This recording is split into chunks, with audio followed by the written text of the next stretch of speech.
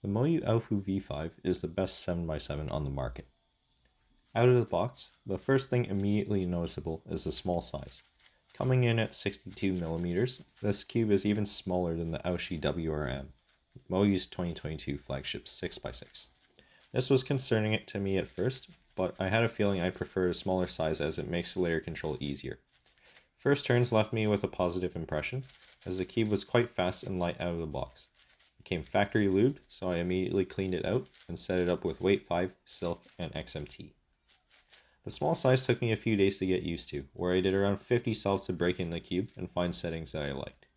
One nice thing about this cube is that you can use it on a loose tension, as it isn't prone to popping and does so much less than its predecessor, the Aofu WRM.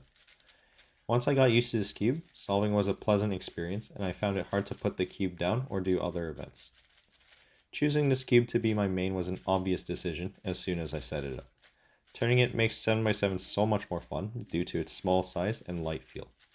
I rarely lock up or pop during solves on this cube, and I find that the size makes it so much easier to look for pieces on the cube and do long sessions without getting tired. The speed is also unmatched by any other 7x7 on the market and is effortless to turn.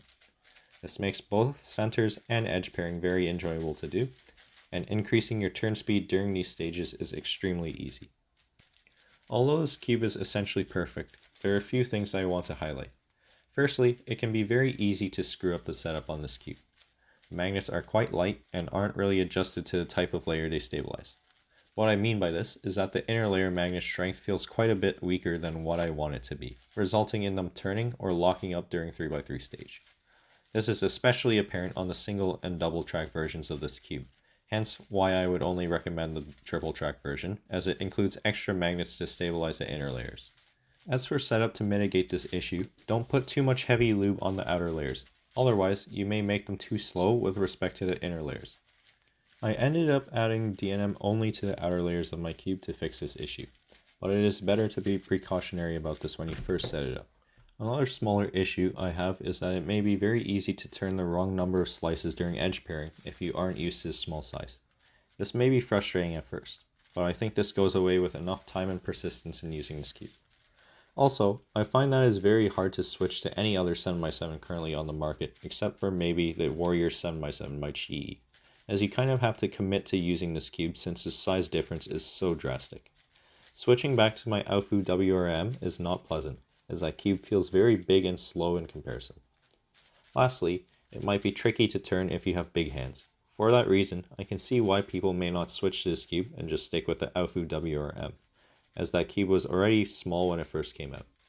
The performance is comparable to the V5 once you add core magnets to it for extra stabilization, but that requires quite a bit more modding than an out-of-the-box V5. Overall, this is a fantastic release by Moyu, and I cannot recommend this cube enough if you are into 7x7. I use this cube to break all my PBs and drop my global average by a very significant amount.